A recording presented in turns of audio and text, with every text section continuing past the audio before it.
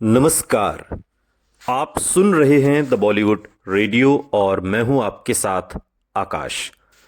दोस्तों, आज के इस पॉडकास्ट में बात धर्मेंद्र और जया भादुड़ी की, जया बच्चन, और बात होगी फिल्म गुड्डी की। ऋषिकेश मुखर्जी उन फिल्मकारों में से रहे जिन्हें हर किसी का प्यार मिला। ऋषिदा का जन्म 30 सितंबर साल 1922 में हुआ था और उन्हें सिनेमा के लोग प्यार से ऋषिदा कहते थे। ऋषिदा ऋषिदा को सत्यकाम, चुपके चुपके, आशीर्वाद, बावर्ची और गोलमाल जैसी न जाने कितनी ही बेहतरीन फिल्मों के लिए जाना जाता है। ऋषिदा की खासियत थी कि वो कलाकार को देखकर उसे परख लिया करते थे, जैसे जौहरी हीरे को परखता है। एक और खासियत थी कि वो बहुत कम बजट में बेहतरीन फिल्में बनाते थे, चाहे वो गोलमाल हो, चाहे राजेश खन्ना की आनंद हो, चाहे रेखा की खूबसूरत। अनगिनत फिल्में जो ऋषिदा ने बनाई, उसका बजट हमेशा कम रहा और फिल्म हमेशा उम्दा। आज ऋषिदा से जुड़ा एक किस्सा आपके साथ हम इस पॉडकास्ट में साझा कर रहे हैं कि कैसे उन्होंने एक नई सी लड़की, बिल्कुल दुबली पतली सी, उसे अपनी फिल्म में कास्ट किया, जिसे उस फिल्म के लिए फिल्म फेयर का नॉमिनेशन मिला। साल 1971 में ऋषिकेश मुखर्जी की एक फिल्म रिलीज हुई जिसे गुलजार साहब ने लिखा था, और इस फिल्म में एक दो नहीं बल्कि दर्जनों कलाकार थे। अमिताभ बच्चन, राजेश खन्ना, माला सिन्हा, शशि कला जैसे दिग्गज कलाकारों से सजी थी ये फिल्म। फिल्म में ऋषिदा ने जिस अभिनेत्री पर दांव खेला था वो कोई और नहीं बल्कि जया भादुड़ी थी, जो अब मिसेज बच्चन हैं। और इस फिल्म में ही दर्शकों ने अभिनेत्री जया भादुड़ी को पहली बार पर्दे पर देखा था। इससे पहले उन्होंने बाल कलाकार के तौर पर एक फिल्म में रोल किया था, लेकिन बतौर एक्ट्रेस, बतौर हीरोइन, ये उनकी पहली फिल्म थी। अगर आप समझ गए हैं कि हम कौन सी फिल्म का जिक्र कर रहे हैं तो ठीक है, वरना एक साथ इतने दिग्गज हीरो हीरोइन के स्क्रीन पर आने की कहानी का राज हम थोड़ी देर बाद खोलते, लेकिन आप सब कुछ पहले ही जानते हैं। ये वो दौर था जब सिल्वर स्क्रीन पर हेमा मालिनी और मुमताज जैसी हीरोइनों का जलवा था, और ऐसे वक्त में ऋषिकेश मुखर्जी ने एक नई हीरोइन को स्क्रीन पर लाने का रिस्क उठाया, जो बहुत कामयाब हुआ। इसी रोल के लिए उस एक्ट्रेस को फिल्म फेयर अवार्ड का नॉमिनेशन मिला। दरअसल ऋषिकेश मुखर्जी और गुलजार एक ऐसी कहानी पर काम कर रहे थे जिसमें स्कूल जाने वाली एक लड़की उस दौर के एक फिल्मी हीरो की दीवानी है। उसे इस हीरो में सुपरमैन दिखाई देता है। उसे लगता है कि उसका वो हीरो कुछ भी कर सकता है। उस नादान लड़की को नहीं पता कि रियल लाइफ और रियल लाइफ के बीच का अंतर क्या है, और आखिर में उस लड़की को बड़ी चतुराई से इस फर्क का एहसास कराया जाता है। हम बात, बिल्कुल आपने सही पहचाना, साल 1971 में आई सुपरहिट फिल्म गुड्डी की हो रही है। जब ऋषिकेश मुखर्जी ने जया भादुड़ी को इस फिल्म के लिए चुना तो उनकी उम्र यही कोई 20-21 साल रही होगी। जया को फिल्म में अपनी उम्र से 5 साल कम लगना था। स्कूल जाने वाली एक भोली भाली लड़की का किरदार निभाना था, और जिसे उन्होंने बखूबी निभाया। हालांकि कहते हैं कि ये रोल जया भादुड़ी के करियर पर ऐसा चिपका कि उनकी वो भोली भाली इमेज निर्देशकों और दर्शकों के दिलो दिमाग पर लंबे समय तक छाई रही। और उस इमेज से बाहर निकलने के लिए बाद में जया भादुड़ी ने कुछ बोल्ड सीन भी किए, बोल्ड रोल किए, दरअसल किरदार किए, सीन तो नहीं। खैर, लौटते हैं 14-15 साल की उस बच्ची की कहानी पर जिस पर फिल्माया गया ये गाना आज भी हिट है, और गाने के बोल हैं, हमको मन की शक्ति देना। आपने सुना ही होगा, प्रार्थना। और इस गाने में जया भादुड़ी की एंट्री से लेकर एक आंख खोलकर देखने की बदमाशी दर्शकों को बहुत रियलिस्टिक लगी, अगर आपने ये फिल्म देखी है। यूं तो अब आपको याद आ गया होगा कि इस फिल्म में दर्जनों स्टार्स के पर्दे पर आने की वजह क्या थी, लेकिन अगर आप भूल रहे हो तो हम आपको बताते हैं। दरअसल इस फिल्म में जया भादुड़ी धर्मेंद्र की दीवानी होती हैं। उन्हें धर्मेंद्र की दीवानगी से बाहर निकालने और असल जिंदगी और फिल्मी दुनिया का फर्क समझाने के लिए अभिनेता उत्पल दत्त ये चाल चलते हैं।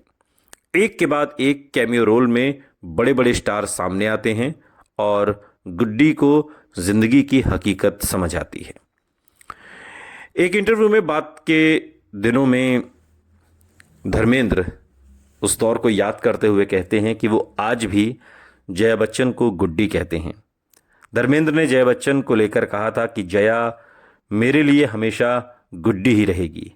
हम दोनों ने फिल्म गुड्डी में साथ काम किया, तो ये फिल्म इंडस्ट्री में बिल्कुल नई थी और मैं सेट पर बैठा हुआ था। तो इन्होंने आकर कहा कि धर्म जी, मैंने आपकी सभी फिल्में देखी हैं, मैं आपकी बहुत बड़ी फ़ैन हूं। और मैं ये सुनकर भावुक हो गया था। इस दौरान इस इंटरव्यू में धर्मेंद्र ने अमिताभ बच्चन की भी तारीफ की और कहा कि अमिताभ बच्चन हमारी फिल्म इंडस्ट्री की रेल का इंजन है, सभी लोग इसके पीछे पीछे लगे हुए हैं।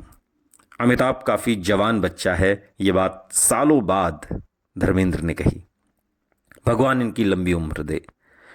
धर्मेंद्र ने एक इंटरव्यू में यह भी बताया था कि अमिताभ बच्चन की सुपरहिट फिल्म दीवार पहले उन्हें ही ऑफर हुई थी। उन्होंने कहा था कि यह बात सच है कि पहले दीवार के लिए मुझे चुना गया था, लेकिन कुछ चीज़ों की वजह से मैंने इस फिल्म को करने से मना कर दिया। लेकिन बात फिल्म गुड्डी की हो रही है। गुड्डी, जिसे साल 1971 में एक ड्रामा फिल्म के तौर पर पेश किया गया। निर्देशन ऋषिकेश मुखर्जी ने किया और लेखन गुलजार ने। इसमें धर्मेंद्र, जया बच्चन और उत्पल दत्त लीड रोल में रहे। ये जया बच्चन की पहली और करियर बनाने वाली फिल्म रही, जिसमें उन्होंने एक स्कूली छात्रा का किरदार निभाया, जिसे अभिनेता धर्मेंद्र, जो खुद का ही किरदार निभा रहे थे धर्मेंद्र का, उन पर क्रश है और वो उनके प्रति जुनूनी है। और इस फिल्म के लिए जया को सर्वश्रेष्ठ अभिनेत्री के रूप में फिल्म फेयर का नॉमिनेशन मिला, जो फिल्म के लिए एकमात्र नामांकन भी था। उत्पल दत्त ने भी इस फिल्म में बहुत बढ़िया भूमिका निभाई। वहीं राजेश खन्ना, नवीन निश्चल, असरानी, अमिताभ बच्चन, विनोद खन्ना, ओम प्रकाश और प्राण जैसे कई बॉलीवुड अभिनेताओं ने इसमें गेस्ट अपीयरेंस के तौर पर कैमियो रोल इस फिल्म में किए। कहानी कुछ इस तरह से है कि कुसुम यानी कि गुड्डी, जिसके किरदार में जया भादुड़ी हैं, जया बच्चन, एक चुलबुली और बेपरवाह स्कूली छात्रा है जो अपने पिता, भाई और भाभी के साथ रहती है। गुड्डी को फिल्म स्टार धर्मेंद्र से प्यार है, जिसे वो एक सुपरमैन मानती है जो कुछ भी गलत नहीं कर सकता। वो अपनी ऑन स्क्रीन छवि और स्टार के पीछे के असली व्यक्ति के बीच अंतर करने में असमर्थ है और कोई भी उसके प्यार की हद तक नहीं जानता जब तक वो बॉम्बे नहीं जाती, जहां उसकी भाभी का भाई नवीन उसे प्रपोज करता है। लेकिन जब गुड्डी बताती है कि वो धर्मेंद्र से प्यार करती है तो वो हैरान रह जाता है। नवीन अपने चाचा से इस मामले पर चर्चा करता है, जो तय करता है कि इसका एकमात्र साधन गुड्डी को भ्रम और वास्तविकता के बीच का अंतर समझाना है। चाचा एक साझा मित्र के माध्यम से धर्मेंद्र से संपर्क करते हैं। उनकी मदद से वो गुड्डी को वास्तविक दुनिया और सिनेमा की काल्पनिक दुनिया के बीच के अंतर को दिखाते हैं। सिनेमा की चकाचौंध के पीछे की गंदगी और क्रूर और हृदयविहीन दुनिया से पहली बार रूबरू होने पर गुड्डी को एहसास होता है कि रियल दुनिया में कुछ भी सच नहीं है। धर्मेंद्र के प्रति उसका सम्मान बढ़ता है। गुड्डी को एहसास होता है कि वो भी बाकी लोगों की तरह ही इंसान है और अपने डर और असुरक्षाओं के साथ ही जीता है, वो कोई सुपरमैन नहीं है। फिल्म का अंत गुड्डी द्वारा नवीन से शादी करने के लिए राजी होने के साथ होता है और इस तरह ये पूरी फिल्म है जो रची बसी गई है, गुड्डी के इर्द गिर्द घूमती है। और इस फिल्म में जया बच्चन ने गुड्डी का किरदार निभाया, धर्मेंद्र अपने ही किरदार में है और सुमिता सान्याल ने भाभी का किरदार निभाया है। उत्पल दत्त इसमें प्रोफेसर एस गुप्ता बने हैं और गुड्डी के पिता के रूप में के हंगल हैं। कादर भाई के रूप में कैस्ट्रो मुखर्जी को आप पाएंगे।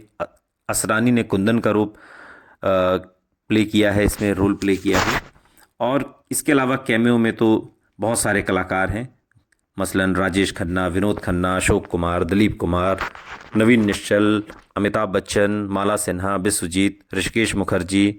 एज ए डायरेक्टर भी इस फिल्म में आपको दिखेंगे ओम प्रकाश, विम्मी, शशिकला, शत्रुघ्न सिन्हा, देवेन वर्मा, ये सब इस फिल्म में आपको कैमियो करते हुए नजर आएंगे। लेकिन इस फिल्म के गीत बहुत गजब के हैं और इस फिल्म के सभी गीत गुलजार साहब ने लिखे हैं। सभी संगीत वसंत देसाई द्वारा इसमें रचित है। जैसे वाणी जयराम का गाया बोले रे पपीहरा बहुत मशहूर हुआ। या हरि बिन कैसे जीऊँ, ये भी वाणी जयराम का गाया हुआ है।